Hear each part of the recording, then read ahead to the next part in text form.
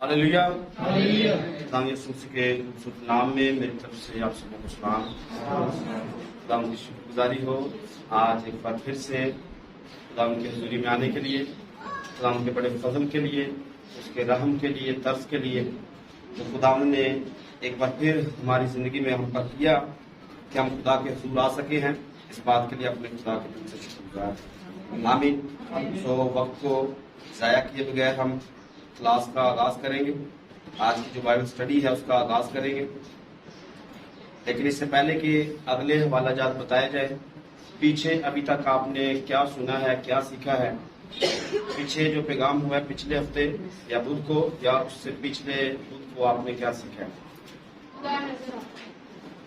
पिछले बुध में क्या सीखा है? पिछले बुध में सेमिनार था। उससे पीछे वाले बुध में पिछली क्लास में हमने इस बात को देखा था कि खुदा नजर आता है। तो खुदा आपको नजर आया या नहीं? खुदा नजर आया है। जब स्टडी किया तब तो नजर आया है, फिर उसके बाद अपनी जिंदगी में भी आया या नहीं आया? कई पैगाम दिए पूरे हफ्ते में, बल्कि 2 हफ्तों में कितने मैसेज आप तक पहुंचे हैं, जिनमें बार बार अपने आप को दिखाने की कोशिश की गई है कि हम अपने आप को देख सके, खुदा को देख सके कि खुदा हमारी जिंदगी में है या नहीं। आमीन। इसके अलावा आपने जो पिछला पैगाम सुना है, सेमिनार जो है, उसमें आपने कुछ सीखा हो, क्योंकि ये बड़ा एक टफ पैगाम था, मुश्किल बातें इसमें आई हैं। तो आपने कुछ सीखा है पीछे वाले सेमिनार में? जी। खुदावंद ने हर चीज अपने खास मकसद के लिए बनाई। शरीरों को भी उसने अपने खास मकसद के लिए, शरीरों को उसने खास, बल्कि वहां पर लिखा है बुरे दिन के लिए बनाया। शरीरों को उसने बुरे दिन के लिए। बुरे दिन कब आते हैं? हाँ, जब बंदा खुदा से लिखा है आखिर जमाना में बुरे दिन आते। अब मजमून चेंज हो जाएगा। कितनों को चेंज समझ में आया? आखिर जमाना में, आखिर जमाना में तो शरीरों को किस लिए रखा गया? आखिरी जमाने के लिए रखा गया। ऐसे ही होगा, मतलब आपको लिंक समझ में आ गया जी। एक तो और बातें भी आ जाने वाली है, उसमें मुमकिन है आपको झटका लगेगा। झटका लगना भी चाहिए, क्योंकि साल दूसरा आ गया है। तो दूध तो काफी पिया है, थोड़ा थोड़ा में सख्त ग़िज़ा की भी जरूरत है, ठोस मांस खाने की भी जरूरत है। वैसे तो हमने दूध कम ही पिलाया है, पहले दिनों से ही हमने सख्त ग़िज़ा देने की कोशिश की है, और इसी वजह से बहुत सारे लोगों को ये हजम नहीं हुई या नहीं होती है, मुश्किल हो जाता है। हाँ, बात भी जाती है, ऐसा भी है, ये भी सही है। मुश्किल हो जाता है ना, कुछ बातें टफ होती है, वो समझना मुश्किल हो जाती है। ओके, इब्लीस का मुकाबला करो तुमसे, इब्लीस का मुकाबला करो तो तुमसे वो भाग जाता है। टफ टाइम जब आता है वो भाग जाता है। तो कई दफा ईमानदार अपने आप को कहने वाले वही भाग जाते हैं। लेकिन हमने कायम रहना। यीशु मसीह ने हमें चुना और क्या कहा? जाओ, जाकर फल लाओ और तुम्हारा फल। तो जब फल कायम रहेगा तो फिर समझ में आएगा कि हम खुदा के चुने हुए हैं। आमीन। अगर भाग जाएंगे फिर प्रॉब्लम हो जाएगी। तो मैंने कहा आज एक हवाला तो कम से कम ऐसा आने वाला है, कम से कम, ज्यादा हो गए तो हो गए, लेकिन एक हवाला ऐसा चलते चलते आएगा कि चक्कर जरूर आएगा कि ये क्या हुआ। तो आपने उस हवाले का वेट करना है, कब आता है, कब हम वहां तक पहुंचते हैं, और आप झटके के लिए पहले से तैयार रहिए। झटका जहां पे लगेगा उसके लिए पहले से तैयार रहना है। झटका ज्यादा भी हो सकता है, झटका नॉर्मल भी हो सकता है। कमजोर के लिए झटका ज्यादा हो सकता है और जो ताकतवर है उसके लिए थोड़ा कम हो सकता है, लेकिन झटका होगा जरूर। एक जगह पे आके झटका जरूर लगेगा। भाई साहब आप इधर आ जाए, आगे चले जी शुरू करते हैं। पिछली दफा जो पैगाम हवाला जात आपको दिए थे, क्या आपने पढ़े? जो पीछे बुद्ध की स्टडी में हवाला जात दिए गए, क्या आपने हवाला जात को पढ़ा है? सेमिनार के नहीं, मैं बाइबल क्लास की बात कर रहा हूं। सेमिनार का अलग से टॉपिक है। जो पीछे लिंक हवाला जात दिए गए हैं पैदाइश की किताब से, या फिर आगे साइफुल अंबिया से, और फिर तीसरे नंबर पर अनाजील से, क्या आपने उनको स्टडी किया है पूरे 2 हफ्तों में? मैंने कहा था कि सारी बातें नहीं हो सकती। अगर आप बोलो तो मैं उन्हीं हवाला जात पर ट्यूशन में काम दे सकता हूं। मतलब स्टडी खत्म नहीं है, वो तो वक्त कम होने की वजह से बातों को जल्दी से फॉरवर्ड कर दिया जाता है, वरना पैगाम तो एक एक लफ्ज के अंदर पैगाम होता है। तो अगर मैंने कहा था अगर आप खुद से स्टडी करेंगे तो हमारा ये सफर जो है वो आसान हो जाएगा, वरना मैं मतलब बात शुरू करूंगा फिर बात होती रहेगी। आपने अगर गौर किया है तो ये भी गौर किया होगा कि पैदाइश की किताब के हवाला जात से हम बात करते हैं, लेकिन अगले जो हवाले देते हैं उन पर बात ही नहीं होती। उनका सिर्फ लिंक समझाया जाता है कि यहां ये लिंक है, लेकिन बात वहां पर होती नहीं है। तो वो आपने खुद करनी है, लिंक पकड़ना है, लिंक को समझना। पिछली दफा समझाया गया था सलादीन की किताब से, मौजज़ात के तल्लुक से, फिर वो बहार के मौसम के तल्लुक से, बेटा होने के तल्लुक से, तीनों हवाला जात के अंदर एक बात जो थी वो कॉमन थी। तो अगर आपने पढ़े हैं तो फिर आपके लिए अच्छा है, अगर नहीं पढ़े हैं तो फिर ठीक है, चलता रहे, बस आएंगे जाएंगे आएंगे जाएंगे। तो ऐसे अच्छा नहीं है। आना भी है, सुनना भी है, टाइम भी इधर वेस्ट करना है, लेकिन फायदा नहीं हुआ तो फिर इसका मकसद नहीं है। तो फायदा सिर्फ अपने तक नहीं है, फायदा किसी दूसरे का भी करना है, क्योंकि आप यहां पर आते इसलिए हो ताकि आप भी सीखो और दूसरों को भी ये बातें बता सको। आमीन। सो आइए आज के हवाला जात नोट करेंगे। पैदाइश की किताब उसका 23वां बाब, पहली आयत से लेकर 25 बाब की 18 आयत तक। पैदाइश की किताब 23 बाब पहली आयत से 25 बाब की 18 नंबर आयत तक। दूसरा इसके साथ हवाला है पहला सलातीन उसका पहला बाब और उसकी 1 आयत से लेकर 31 आयत तक। पहला सलातीन पहला बाब और उसकी पहली 31 आयत। और मत्ती के इंजील से 11 नंबर और 12 नंबर बाब, 2 बाब है जो आप इसको इसके साथ लिंक करके पढ़ सकते हो।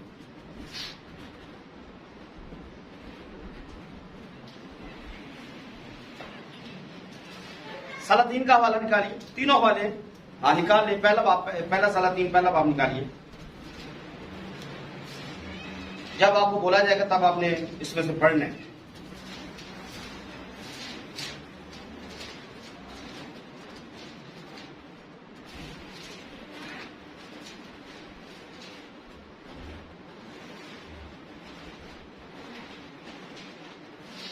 इसके साथ मत्ती के इंजील का भी हवाला निकाल कर रखिए।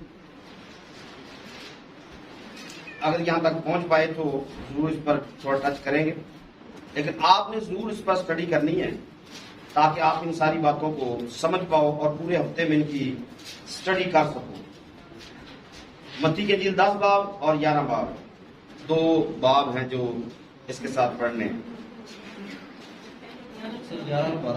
11 बार सॉरी 11 और 12 2 बाब हैं, आपने इसके साथ मिलाकर पढ़ने हैं। चलिए बात स्टार्ट करते हैं।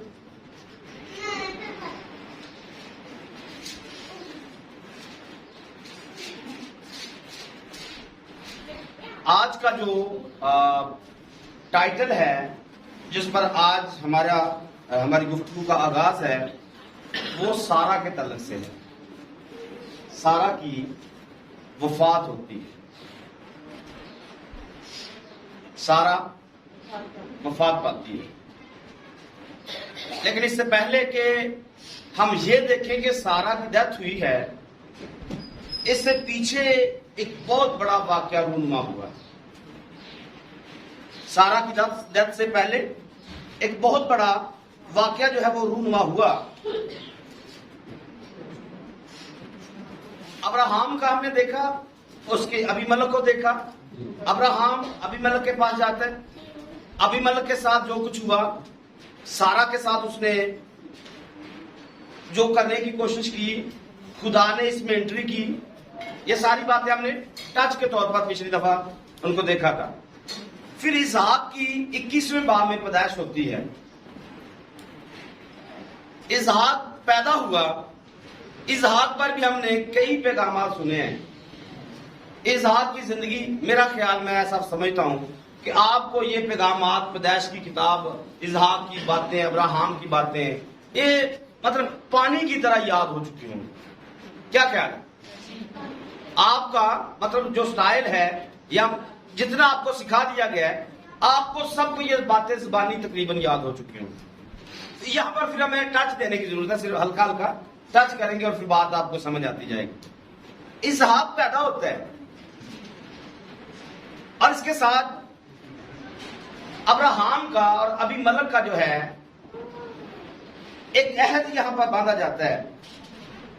एक प्रॉब्लम चलती पानी की वजह से, पानी के कुओं की वजह से, यहां तक यहां पर ये जो सिस्टम है ये चल रहा है। 22वें बाब में खुदा अब्राहम को हुक्म देता है कि तूने अपने बेटे को कुर्बान करना है। 22वें बाब में अपने बेटे को कुर्बान करने का ऑर्डर मिला है।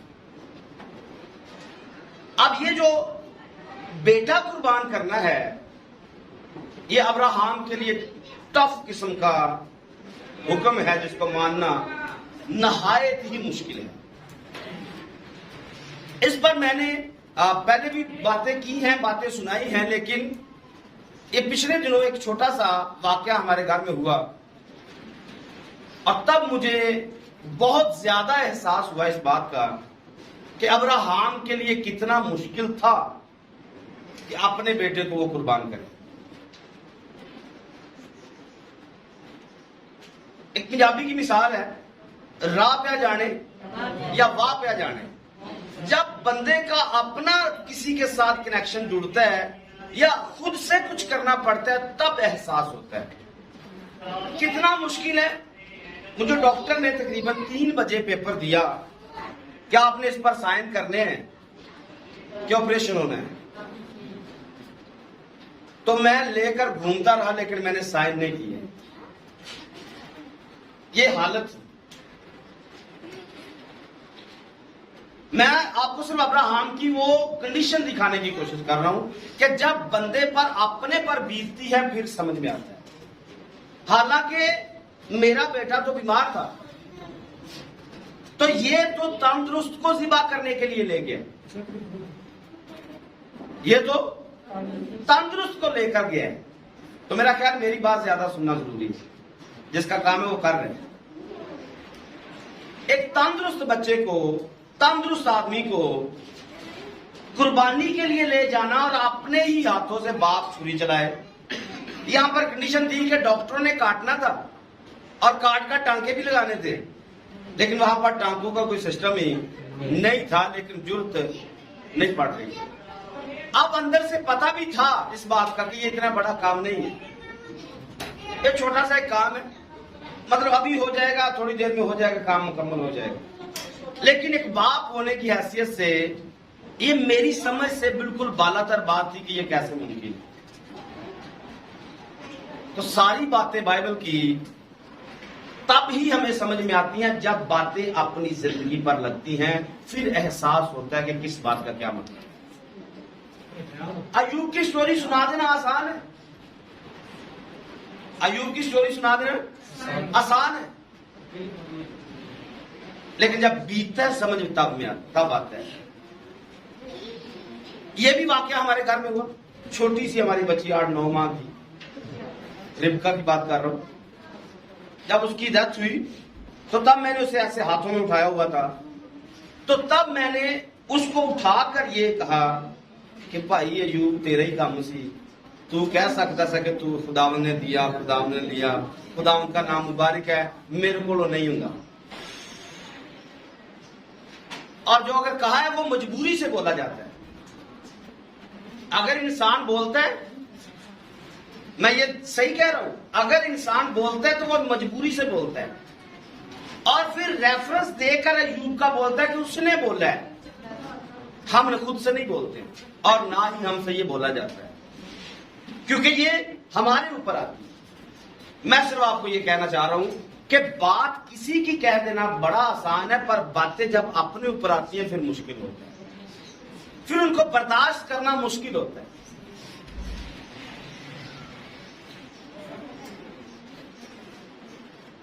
बात कर देना किसी की आसान है, लेकिन बात अपने ऊपर गुजरे उसको बर्दाश्त करना बहुत मुश्किल काम है। आमीन। सो यहां पर अब्राहम ने इस बात को समझिए कि उसने किस स्टेज पर जाकर अपने बेटे को कुर्बान किया और उसको अपने ही हाथों से छुरी फेरने के लिए तैयार हो चुका। ये तो एक फर्क बात हो गई, लेकिन खुदा की हिकमत जो हमारी हिकमत से बहुत दूर है या बहुत परे है, उसको कौन जान सकता है। खुदा ये कुछ करके क्या कर रहा था जब उसने ऐसा किया, तो ऐसा करने से हुआ क्या? ऐसा करने से उसने एक नबूवत जारी की। जैसे हमने कई दफा बताया कि बागे अदन के अंदर जो कुछ हुआ है, कहने को तो वो गुनाह है, लेकिन दूसरे मायनों में वो नबूवत की गई है, क्योंकि नबूवत की इकसाम है। नबूवत कई दफा सिर्फ जुबानी की जाती है और कई दफा कुछ प्रैक्टिकल करके नबूवत की जाती है। तो बाइबल के अंदर बहुत सारी नबूवतें ऐसी हैं जो प्रैक्टिकल हुआ है और प्रैक्टिकल करके समझाया गया कैसे होगा। कायन ने हाबिल को कत्ल किया, यह नबूवत के तौर पर है। आदम ने हवा की बात मानकर फल खाया, यह नबूवत के तौर पर है। यह कई दफा समझाया गया कि अगर हवा की बात आदम नहीं मानता है और मानकर वो बाग से बाहर नहीं निकलता है, तो फिर यीशु मसीह भी कभी भी कलीसिया के पीछे अपने तख्त को छोड़कर बाहर नहीं निकल सकता है। कहने को तो गुनाह हुआ, लेकिन उसी एक प्रैक्टिकल काम की वजह से एक बड़ी नबूवत की गई है। और ऐसे ही यहां पर इसहाक, जो जिसको वादे का फरजंद कहा गया है, बेशक इसहाक भी सिर्फ शैडो पिक्चर है, हकीकी मायनों में यीशु मसीह जो है वो वादे का फरजंद है। यीशु मसीह हकीकत में वादे का, आप इस बात को बयान कर सकते हैं कैसे यीशु वादे का फरजंद है और इसहाक वादे का फरजंद नहीं है? अगर आपसे कोई कह देता है, आप कैसे समझा पाओगे? इस बात को समझना नहायत जरूरी है। खुदा 3 के अदद में अपने आप को कामिल दिखाता है। खुदा 3 के अदद में अपने आप को कामिल दिखाता है। इसी एक बात की सपोर्ट लेकर ट्रिनिटी बिलीवर वाले लोगों ने अपना एक अकीदा गढ़ा हुआ है। मिसाल के तौर पर हम इंसान हैं, हम भी 3 तरह से बने हुए हैं, रूह, जान और बदन है। रूह, जान और बदन में हम कंप्लीट एक इंसान हैं। रूह, जान और बदन में हम एक कंप्लीट इंसान है, और खुदा भी बाप, बेटे और रूहुल कुदस में एक खुदा है। इस पर मैंने फेसबुक के ऊपर भी कई दफा चर्चा की है, क्योंकि एक ऐसा तनाजा है तसलीसियों का और वन एस बिलीवर वालों का कि इनकी आपस में दुश्मनी बन चुकी है। वन एस बिलीवर हो, ये बिदती लोग, तसलीसी हो, ये बिदती लोग, दोनों ही बिदत के नाम से पुकारते हैं। लेकिन मैंने इसके बारे में कई दफा बताया हुआ है कि अगर कोई अपने आप को मसीही कहता है, अगर कोई अपने आप को मसीही कहता है, वो बाप का इनकार नहीं कर सकता है। वो चाहे वनस बिलीवर हो, चाहे ट्रिनिटी बिलीवर हो, वो बेटे का इनकार दोनों नहीं कर सकते, वो रूहुल कुदस का इनकार। लड़ाई किस बात की? लड़ाई किस बात की? दोनों ही इनकार नहीं कर सकते। ना बाप का, ना बेटे का, ना रूहुल कुदस का। अब आगे कुछ और प्रॉब्लम्स खड़ी हो जाती हैं जिनकी वजह से फिर तनाजे बनते हैं। ये ऐसे था, ये ऐसे था, ये वैसे था, ये जैसे था, ऐसे वैसे जैसे करके लड़ाई हो जाती है। लेकिन मैं आपको कह रहा हूं कि खुदा 3 में काम करता है। आपने बीज देखा है, बीज जमीन के अंदर चला जाता है, फिर क्या निकलता है? बीज के अंदर से कॉम्पल निकलती है, और कॉम्पल निकलती तो ऊपर तक, जब तक सिड्डा आ नहीं जाता तब तक ये कॉम्पल जो है वो बढ़ती जाती है। बड़ा कौन रहा? बढ़ाया किसने? हाँ नहीं, नीचे वाले को समझ, बढ़ाया तो बेशक खुदा ने। नीचे से कोई था जो ऊपर जिंदगी को ऊपर भेजता है, और वो दाना है। दाना जमीन में गया है, वो मरा है, और मर कर उसने अंदर से कॉम्पल निकाली है, और कॉम्पल निकलती जाती है जब तक बड़ी होती है, और बड़ी होकर फिर उसमें एक सिट्टा निकलता है। उसमें एक सिट्टा निकलता है। मैं गंदम की बात कर रहा हूं। सिट्टे से क्या निकलता है? दाना तो बाद में निकलेगा।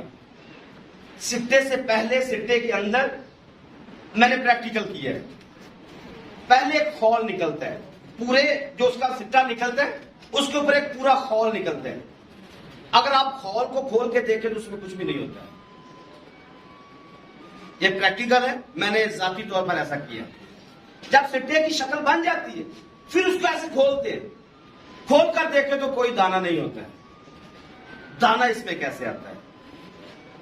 जब गर्म लू चलती है, जब गर्म हवा चलती है, तो वो नीचे वाले दाने की जिंदगी ऊपर सिट्टे के अंदर ले आती है।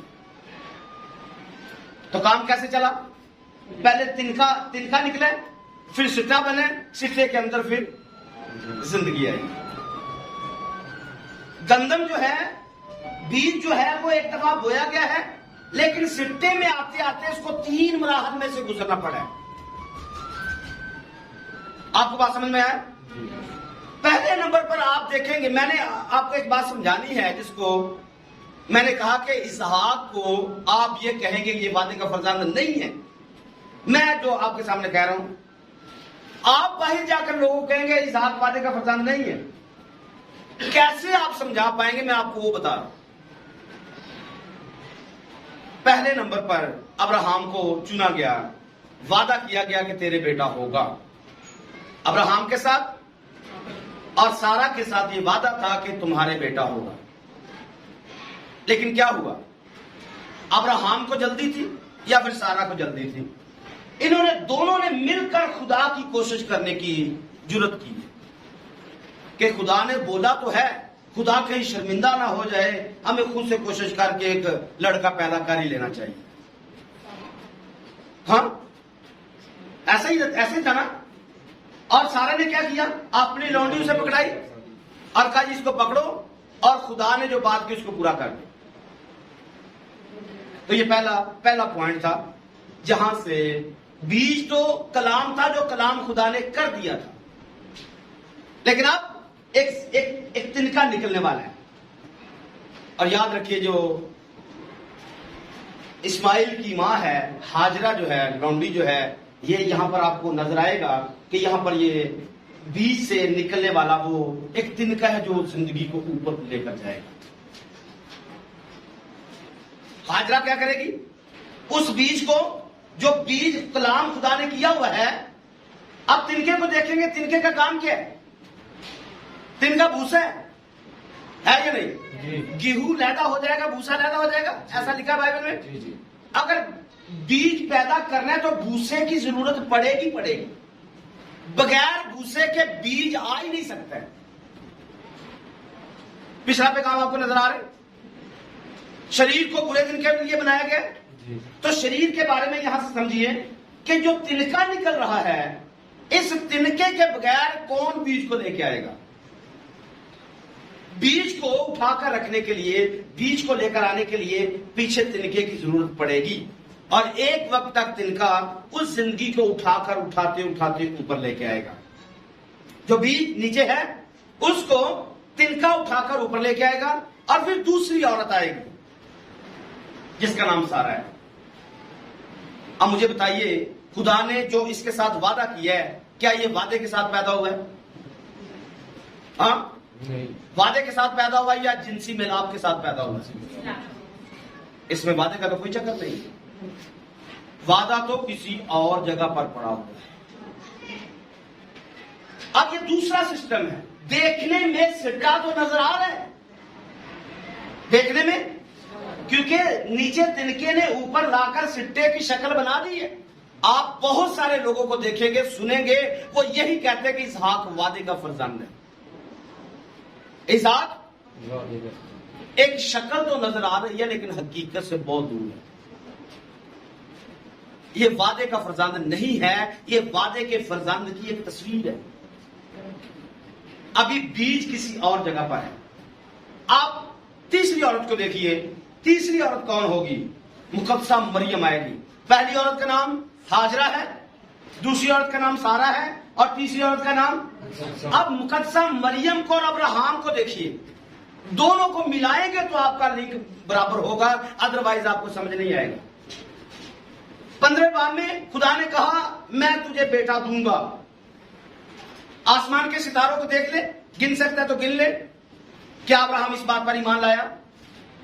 हाँ, लाया।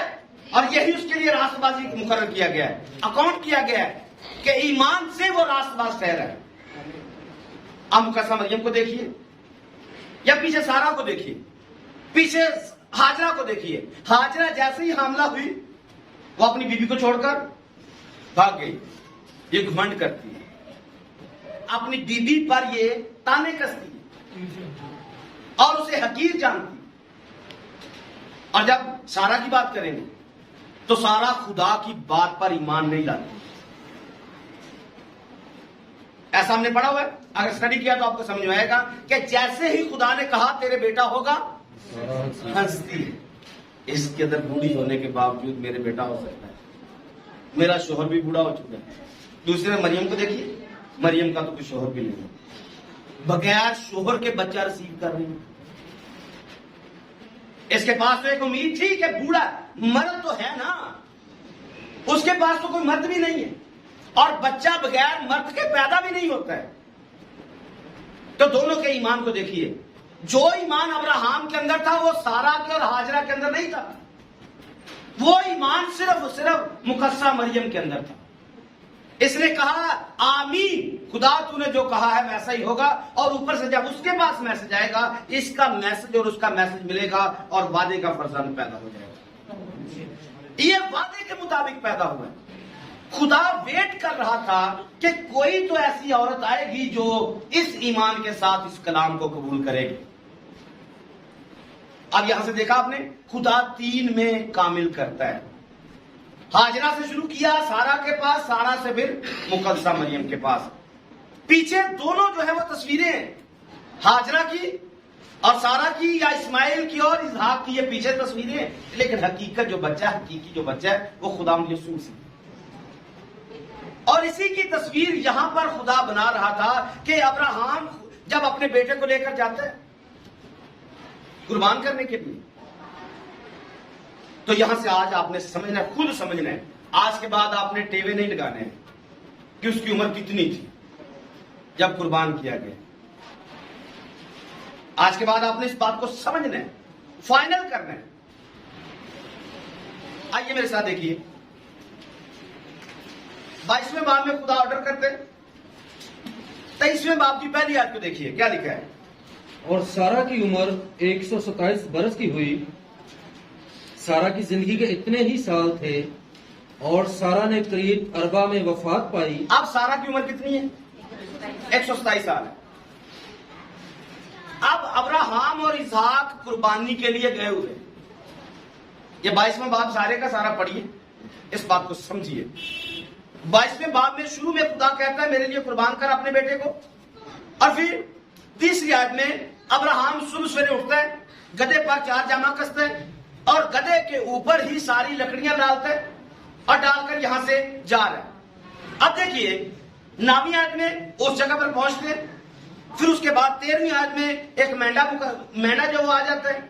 उसके बाद फिर 15वीं आयत में खुदा एक फरिश्ते को भेजता है। देखा, फरिश्ते ने आसमान से दोबारा अब्राहम को पुकारा और कहा, खुदावंद फरमाता है, चूंकि ये काम किया है कि अपने बेटे को भी जो तेरा इकलौता है दरेग ना किया, इसलिए मैंने भी अपनी जात की कसम खाई है कि मैं तुझे बरकत पर बरकत दूंगा और तेरी नस्ल को बढ़ाते बढ़ाते आसमान के तारों और समंदर के किनारे की रेत की मानद कर दूंगा। और आगे 19 आयत में लिखा है, तब अब्राहम अपने जवानों के पास लौट गया और वो उठे और इकट्ठे बैर सभा को गए और अब्राहम बैर सभा में रहा। मतलब ये कुर्बानी करके अभी तक घर वापिस सारा के पास आया नहीं है। अगली आयत को पढ़िए, बल्कि यहां से इस बात को समझिए कि अभी ये बैर सभा में है और आगे डायरेक्ट एक छोटा सा लिंक डाल दिया गया नहूर का। इसका कुर्बानी के साथ कोई लिंक नहीं, क्योंकि अभी एक शादी आने वाली है, एक शादी का सिलसिला शुरू होने जा रहा है, इसलिए एक बीवी का तल्लक बीच में डाला गया है। यहां पर इसहाक की कुर्बानी चल रही है। इसहाक की कुर्बानी होते ही मेंढा आते सार ही बीच में एक छोटा सा गैप जो है वो दुल्हन का डाल दिया गया है। दुल्हन का छोटा सा एक तारुफ दे दिया गया है। दुल्हन कहां से आएगी, किसके लिए आएगी? इसहाक के लिए दुल्हन आएगी। अगर ये डेटा नहीं दिया जाएगा तो फिर पता नहीं चलेगा कि इसने ढूंढनी कहां से है। और यहां से बैर सभा में गए और फिर यहां से 23वां बाब जहां से शुरू होता है, इसकी दूसरी आयत को फिर से पढ़िए। और सारा ने क्रीत अरबा में वफात, ये क्रीत अरबा में है, वो बैर सभा में है। और गए कहां पर थे? मूरिया के मकाम पर कुर्बानी करने के लिए। अब वहां से ये वापस आए नहीं है तो मैसेज आ जाएगा कि सारा फौत हो चुकी है। ऐसा क्यों हुआ? क्योंकि बाप ने तो जुर्रत की हुई है। मैंने पीछे आपको बताया है कि ये वो औरत नहीं है जो मुकद्दसा मरियम की जगह लेने वाली। ये कलाम पर पूरा ईमान नहीं रखती है। ये कलाम को उन मायनों में कबूल नहीं करती जिन मायनों में मुकद्दसा मरियम कबूल करती है। और यही एक वजह थी कि जैसे ही सारा को पता चला कि मेरा बेटा अब चला गया, कुर्बान होने के लिए चला गया, और पीछे ये इसकी डेथ हो जाती है, ये इस सदमे को बर्दाश्त नहीं कर सकती। ये तो अब्राहम था जो कह रहा था कि खुदा मुर्दों में से जिंदा कर सकता है, लेकिन सारा इस बात को बिल्कुल भी कंट्रोल नहीं कर पाई है।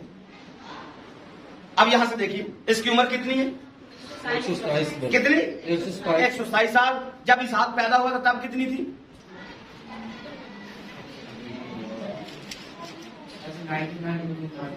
जी,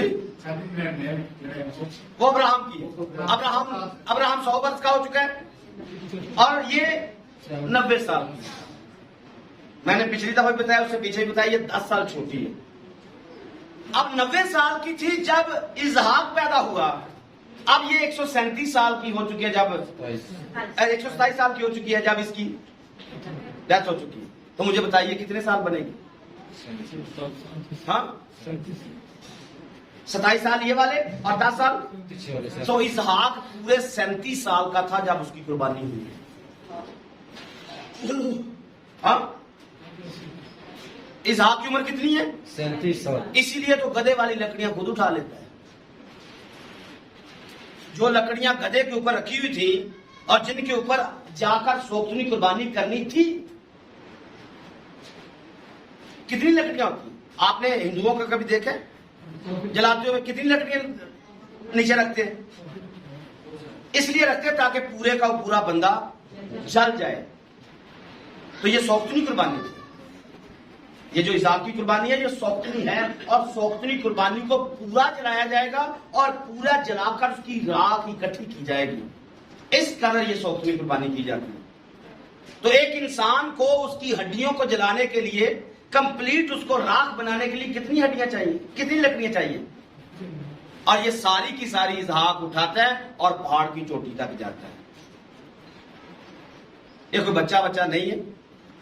और अगर ये बच्चा होता तो खुदा कभी भी ये ना कहता मैं इसहाक का खुदा हूं, क्योंकि बच्चे को तो जबरदस्ती लेकर जाया जा सकता है, बच्चे को तो डांट डपट के मार मूर के लेकर जाया जा सकता है, लेकिन ये पूरे होशो हवास के साथ इस बात को समझता था कि मैंने कुर्बान होना है।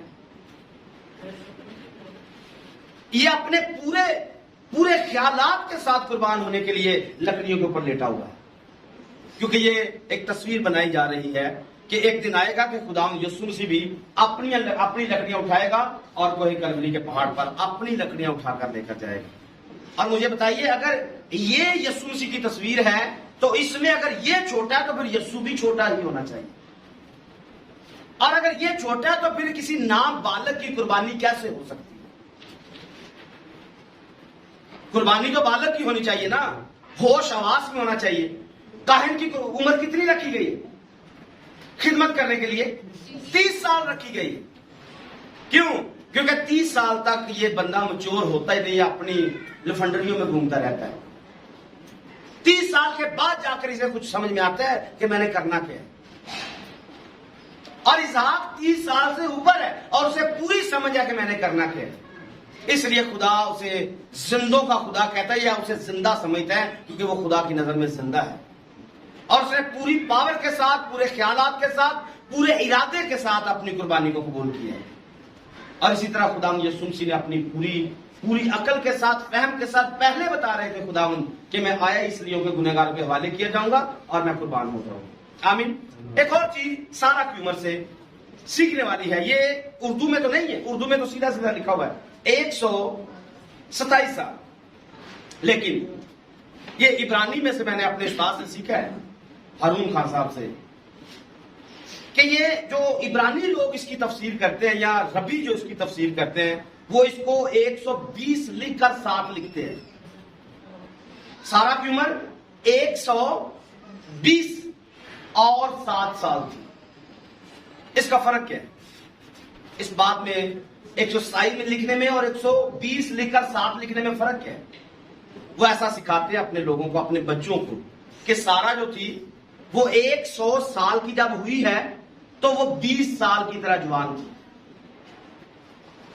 वो 100 साल की, लेकिन वो 20 साल की लड़की की तरह जवान थी, और जो ऊपर वाले 7 साल है वो 7 साल के बच्चे की तरह मासूम थी। आपने पढ़ा है पतरस के खात में कि सारा अपने शोहर को खुदावन कहती थी। कैसे कहती थी? 127 साल की होकर यहां पर तो 25 साल की लड़की काबू में नहीं आती है, 30 साल की काबू नहीं आती है, ये अपने शोहर के साथ बदतमीजी करती है।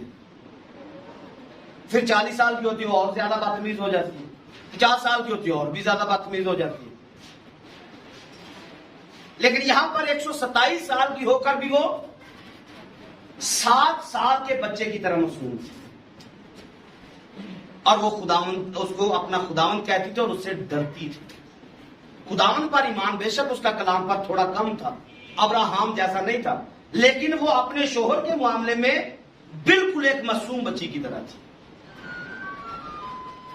और 20 साल की तरह वो जवान थी।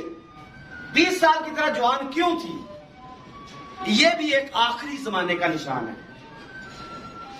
20 साल की तरह क्यों जवान है?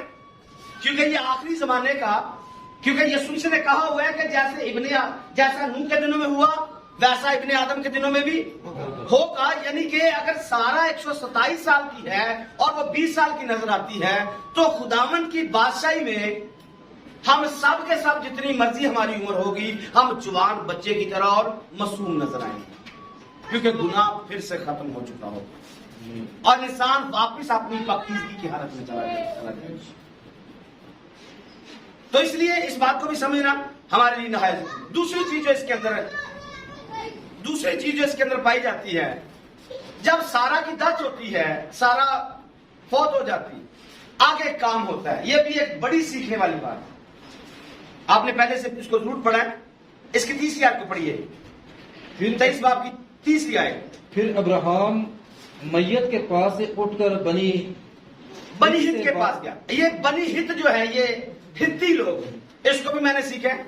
आज के जमाने में जो टेररिस्ट लोग होते हैं, दहशतगर्द जो लोग होते हैं, ये दहशतगर्द किस्म के लोग थे जो हित्ती कौम है। ये लोगों को डराते थे, धमकाते थे, लोगों का माल ये जबरदस्ती छीन लेते थे। पर अब्राहम के साथ इनका जो कनेक्शन था, ये थोड़ा फर्क था। अब्राहम का इनके साथ कनेक्शन आप इसको पढ़ेंगे तो आपको समझ में आएगा। 5वीं आयत में लिखा है, यहां पर उसे अब्राहम को खुदावन कहा जाता है। 5वीं आयत में अब्राहम को वो है कौन से लोग, है कौन से, मैंने बताया दहशतगर्द लोग। लेकिन अब्राहम को क्या मानते हैं?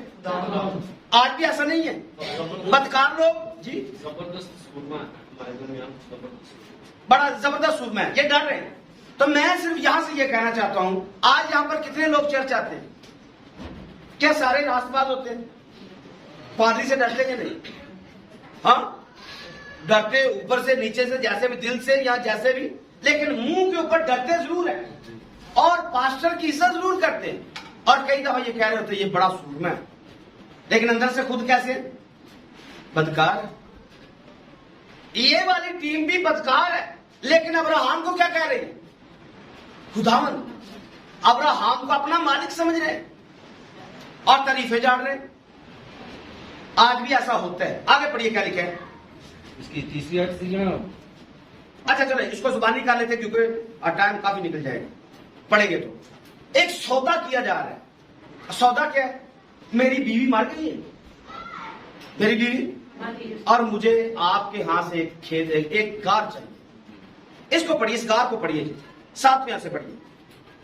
अब्राहम ने उठकर और बनी हित के आगे जो उस मुल्क के लोग हैं आदाब बजा, अब्राहम ने आदाब बजाना है, उनसे यूं गुफ्तगू की जी कि अगर तुम्हारी मर्जी हो, अगर तुम्हारी मर्जी हो, क्योंकि खेत आपके, गिरगार आपके, अगर तुम्हारी मर्जी हो कि मैं अपने मुर्दा को आंख के सामने से हटाकर दफन कर दूं, अपने मुर्दे को आंख से सामने से हटाऊं और उसे दफन कर दूं, तो मेरी अर्ज सुनो, मेरी अर्ज सुनो और सुहर के बेटे इफ्रान से मेरी सिफारिश करो, मेरी सिफारिश करो इस बात के लिए कि वो मकफीला के गार को, मकफीला के गार को जो उसका है, जो उसका है, और उसके खेत के किनारे। अब यहाँ से स्टोरी थोड़ी सी फर्क है, थोड़ी सी स्टोरी फर्क कैसे? मैंने कहा ये टेररिस्ट है, दहशतगर्द है। अब्राहम को ये खुदावन कह रहे हैं। क्यों कह रहे हैं अभी आपको समझ में आएगा। ये चालाकी क्या लगाने वाले हैं अब्राहम के साथ। आपको शायद पहले नजर नहीं आया होगा, लेकिन अब नजर आएगा। जब आप इसे पढ़ेंगे आपको समझ में आएगा इन्होंने अब्राहम के साथ किया क्या है। अब्राहम क्या कह रहे हैं? मुझे गार चाहिए। आगे क्या लिखा है? उसकी पूरी कीमत लेकर मुझे दे दे, मैं पूरी कीमत दूंगा आपको, मुझे आप ये ले दें, ताकि वो गोरिस्तान के लिए तुम्हारे दरमियान में, मैं उसमें कब्रिस्तान बनाऊंगा और मुझे आप ये कीमत ले लें और मुझे दे दें। आगे, और इफ्रून बनी हित के दरमियान बैठा था। अब इफ्रून एक दरमियान में प्रॉपर्टी डीलर है। अफरून दरमियान में प्रॉपर्टी डीलर। अब्राहम को क्या कह रहे हैं? ये खुदावंद है, ऐसे ही बोला ना, ये क्या है? और दरमियान में एक प्रॉपर्टी डीलर आ, और वो क्या कहता है? तब इफ्रून हित्ती ने बनी हित के सामने उन सब लोगों के रूबरू जिस हिस्ट्री का प्रोग्राम, मतलब खेत था, अगार था, उसको बातचीत करते हुए उसने क्या कहा? जो उसके शहर के दरवाजा से दाखिल होते थे जी, अब्राहम को जवाब दिया, अब्राहम को जवाब दिया, ऐ मेरे खुदावन, मेरे, फिर खुदावन कह रहे, ऐ मेरे खुदावन, यूं ना होगा, यूं ना होगा, बल्कि मेरी सुन, मेरी सुन। मैं ये खेत तुझे देता हूँ। मांगा क्या था? मांगा क्या था? और वो देना क्या चाह रहे? ब्रीक लिखा हुआ है। मांगा क्या?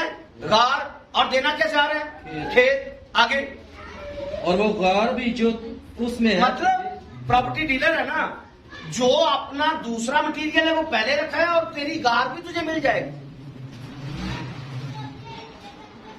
मतलब पास्टर जी को दान लगा रहा है, समझे? ऐसे लोगों को मैं सिर्फ आपको आज के जमाने की तस्वीर दिखा रहा हूं, ये तो आप पढ़ ही लेंगे। आज भी लोग खादमों को ऐसे ही दान लगाते हैं। इन्हें केड़ा बोलना है आपको, जो मर्जी कह देंगे, इन्होंने क्या करना। तो पादरी साहब आगे कहेंगे अच्छा चल ठीक है, गार दे रहे तो खेत भी दे दे, पैसे मैं तुम देना है। ऐसा होगा? खेत दे दूंगा और गार भी तुझे दे दूंगा। आगे, ये मैं अपनी कौम के लोगों के सामने तुझे देता हूँ, मैं लोगों के सामने तुझे देता हूँ, तू अपने मुर्दा को दफन कर, अपने मुर्दा को दफन कर। तब अब्राहम उस मुल्क के लोगों के सामने झुका। फिर उसने उस मुल्क के लोगों के सुनते हुए एफ्रोन से कहा, अफरून से क्या कहा कि अगर तू देना ही चाहता अगर तू है देना ही चाहता है तो मेरी सुन, मैं तुझे उस खेत का दाम मैं तुझे उस खेत के पैसे दे देता हूं। आगे, ये तू मुझसे ले ले, ये मुझसे ले ले तो मैं अपने मुर्दा को वहां दफन करूंगा। आगे, एफ्रोन ने अब्राहम को जवाब दिया, क्या? ऐ मेरे खुदावन, मेरी बात सुन, ये जमीन चांदी की 400 मिस्काल की है। अब चालाकी देखिए जरा, बता कीमत कितनी बताई है? 400 मिस्काल बता दी है। लेकिन ये पैसों का क्या करना है? पैसे तेरे मेरे कोई वंडे ने? हाँ, तेरे पैसे और मेरे पैसे कोई दो थोड़ी हैं। आज इस तरह के लोग आपको नजर आते हैं? हमारे माशरे में ऐसे लोग नजर आते हैं? ਤੁਹਾਡੇ ਸਾਡੇ एक ही ने, लेकिन पैसे लेने पूरे नहीं। ऊपर से क्या है? ऊपर से खुदावन मालिक पास्टर जी, लेकिन पास्टर ने अंदरों पूरा टीका ला के चाहिए। ऐसा लगा? अब्राहम ने क्या कहा? सो मेरे और तेरे दरमियान ये है क्या? मेरे और तेरे दरमियान क्या है? 400 मिस्काल की आज कदर क्या है? लेकिन आज के जमाने में ये कोई 10-12 करोड़ की बात है। आज के जमाने में जो सौदा चल रहा था, ये तकरीबन 12 करोड़ के पास कीमत बनती। तो वो क्या कह रहा था? बस अपना मुर्दा दफन कर। लेना गार चाहता है, लेकिन उसने आके बंदा फसिया है ते फसे ਨੂੰ ਚੱਲ ਇਹ ਵੀ ਨਾਲ ਮੰਨਣੇ ਆ ਤਾਂ ਚਲੋ ਬੰਦਿਆਂ ਦੇ ਵਿੱਚ ਲਿਆ ਕੇ ਪੈਸਾ ਵਸੂਲ ਕਰ ਲੈਂਦੇ और मतलब माल भी डायरेक्ट देगा नगद। और ऐसा हुआ। अब्राहम ने कहा कोई बात नहीं, पैसे चाहिए ये ले ले, लेकिन नहीं जानता था अफरून के मेरे साथ क्या होगा, और नहीं जानता था कि आने वाले जमाने में क्या होगा। एक और इसी तरह का रेफरेंस मौजूद है दाऊद का। पढ़िए, एक रेफरेंस पढ़िए, 2 सैमुएल 24वां बाब पहली आयत जी। इसके बाद खुदावंद का गुस्सा इस्राएल पर फिर भड़का और उसने दाऊद के दिल को उनके खिलाफ ये कहकर उबारा कि जाकर इस्राएल और यहूदा को गिन। अच्छा, पहला तवारीख निकालिए। पहला तवारीख किस बाब की? पहली आयत पढ़िए। अच्छा, दोनों ने मिलकर पढ़ने। किस बाब की? 21 बाब की पहली आयत है। उस्मान पढ़िए दोबारा से। जी, आपने 2 सैमुएल का पढ़ना है। एक दूसरा बंदा पहला तवारीख का हवाला निकालेगा। किस बाब की पहली आयत? इसके बाद खुदावंद का गुस्सा इस्राएल पर फिर भड़का और उसने दाऊद के दिल को उनके खिलाफ ये कहकर उबारा कि जाकर इस्राएल। किसने उबारा है? और शैतान ने इस्राएल के खिलाफ उठकर दाऊद को उबारा कि इस्राएल का शुमार करे। कुछ झटका लगा है? नहीं लगा। फिर से पढ़िए, उस्मान पढ़ेगा। इसके बाद खुदावंद का गुस्सा इस्राएल पर फिर भड़का और उसने दाऊद के दिल को उनके खिलाफ ये कहकर उभारा। किसने? और शैतान ने इस्राएल के खिलाफ उठकर दाऊद को। मैंने आपको कहा था दरमियान में झटका आएगा, आपने इसको समझना है।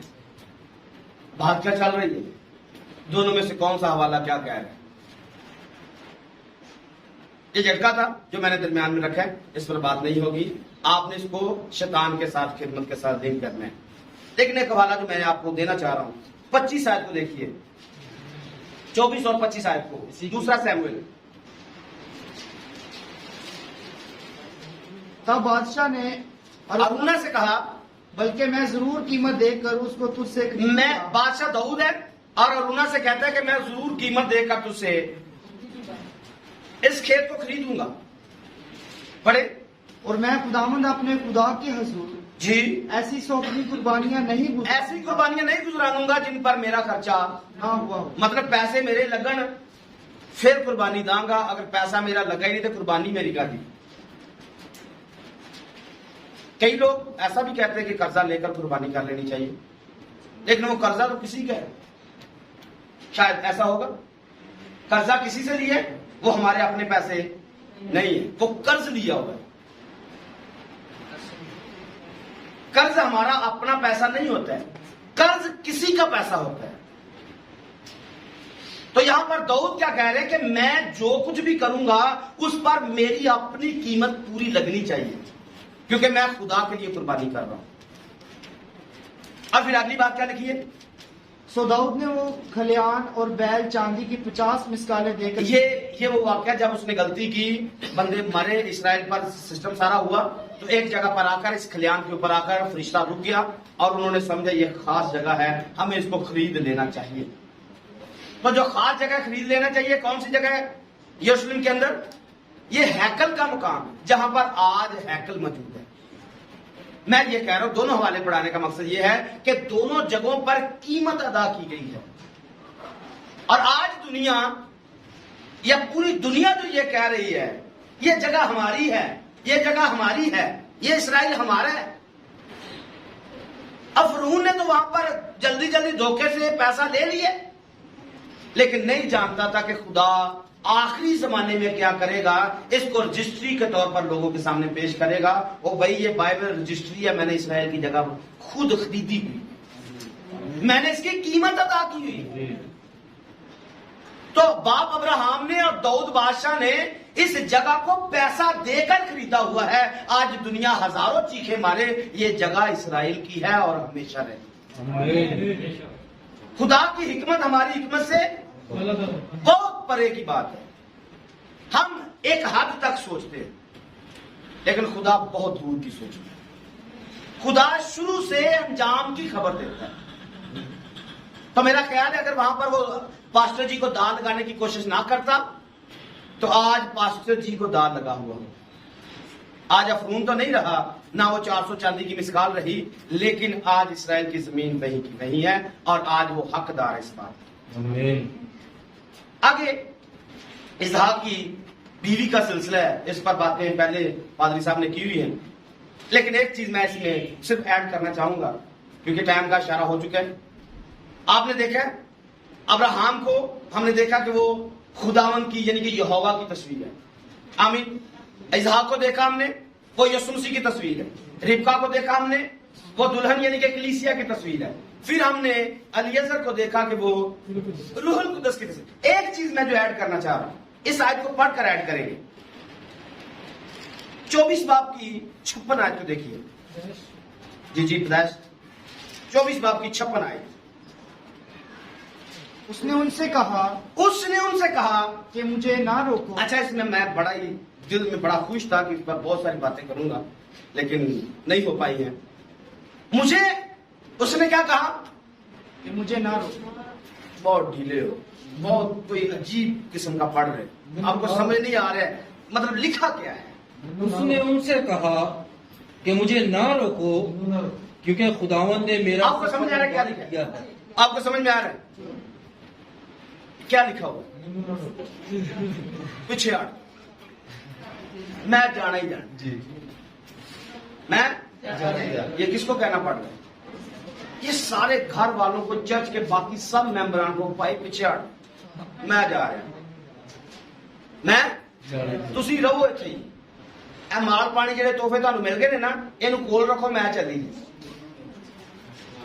हाँ, जो माल पानी मिला था ये तुसी कोल रखो ते मैं चली जी अपने लाड़े देखो, मुझे मत रोको। इस पर बहुत बड़ा पैगाम है, लेकिन चूंकि वक्त नहीं है, लेकिन सिर्फ टच मैंने आपको दिया है, मुझे ना रोको। उसकी वजह क्या थी? उसकी वजह यह थी जो यशवा की किताब पहले बाब के 8वें आयत में लिखी है, शरीयत की किताब तेरे मुंह से, जब शरीयत की किताब मुंह से नहीं हटती है फिर बंदे का दिल करता है मैं जाने के लिए तैयार हूं। और जब रहने ही दुनियादारी के अंदर है फिर कब दिल करेगा जाने का? हाँ, अगर रहने दुनियादारी के अंदर है तो फिर दुनिया में दिल लगा रहेगा, आगे की बात करेंगे वो नहीं मौत पै देगी। तो जाने ऊपर जाने को दिल, अगर कोई लेने के लिए आएगा, नहीं 10 दिन हो रहने दो, ऐसा ही बोला लड़की नू 10 दिन तो कुड़ी काली पई, मैं जाना ही जाना। ईमानदार आज जल्दी में है, क्योंकि उन्हें पता है कि इस दुनिया के अंदर सिवाय बदी गुनाह गलाजत के कुछ भी नहीं, क्योंकि दुनियादारी की सब चीजें कचरा हैं और हम इस कचरे के साथ रह नहीं सकते हैं। हम खुदा के और हम खुदा के साथ रहना चाहते हैं और हम जाने के लिए बिल्कुल हम तैयार हैं। हमें ना रोको क्योंकि हम जाना चाहते हैं, लेकिन जाना किसके ऊपर है? रूहुल कुदस। मैंने कहा एक चीज ऐड करनी है, रूहुल कुदस तो अलीअज़र हो गया, लेकिन दुल्हन ने क्या अलीअज़र के ऊपर बैठ के जाना है? हाँ, रूहुल कुदस तो अलीअज़र था, लेकिन क्या अलीअज़र के ऊपर रिबका बैठ के जाएगी? किसके ऊपर जाएगी? जिसकी खिदमत की गई है, जिसकी ऊंट पानी कितना पीते हैं? हाँ, मुझे बताइए कलीसिया को कौन आसमान पर लेकर जाएगा? कौन सा ऊंट है जो लेकर जाने वाला? पास्टर क्या लोग कोई हिस्सा तो नहीं है? हाँ, सेवा किसकी करनी है? हाँ, पास्टर की सेवा करनी है। ते पास्टर ना दुश्मनी है, पास्टर हर वेले टीका, पास्टर हर वेले क्या चले जाएंगे दूल्हे के पास? जिसने लेके जाना है उसको भूखा रखो, उसको प्यासा रखो, उन्हें कोई शाय भी ना दो, फिर आपको मैंने चौक के ले जाएगा, दूल्हे को ले जाएगा, मुश्किल हो जाएगा। ये एक नई चीज है जो इसको आपने पूरा जोर दे दिया। लेकिन आज की जो स्टडी का एंड है वो इस बात के ऊपर है, जो 25 बाब के 18वीं आयत में इसमें लिखा हुआ है। 25 बाब की 18वीं आयत, बाकी बातें सारी छोड़ दी है। 18वीं आयत में लिखा है कि इस्माइल मर जाता है। इस्माइल पहले लिखा है दम छोड़ देता है और फिर इस्माइल फौत हो गया, अपने लोगों में जा मिला है। लेकिन इसके साथ जब 19वीं आयत आती है तो यहां पर 19वीं आयत में इजहाक का निस्बनामा शुरू हो जाता है। तो आखिरी जमाने में, ये आखिरी बात है, आखिरी जमाने में जब इस्माइल मर जाएगा, इस्माइल जब, फिर इजहाक का सिलसिला शुरू होगा। इस्माइल कब मरने वाला है? जब 7 साल का अहद बांधा जाएगा और 7 साल का अहद जब दी एंड होगा तो उसके बाद फिर इजहाक का सिलसिला शुरू है और फिर वो खत्म होने वाला नहीं है, वो फिर ताहयात चलता ही रहेगा, क्योंकि इजहाक खुदाम यीशु मसीह है और फिर उसका सिलसिला खत्म होने वाला। इस्माइल तो खत्म हो जाएगा लेकिन इजहाक यानी कि यीशु खत्म होने वाला नहीं है। आमीन। बातें इसमें और भी बहुत सारी है, आप खुद से पढ़िए, स्टडी कीजिए। खुदा आपको बरकत दे। God bless you.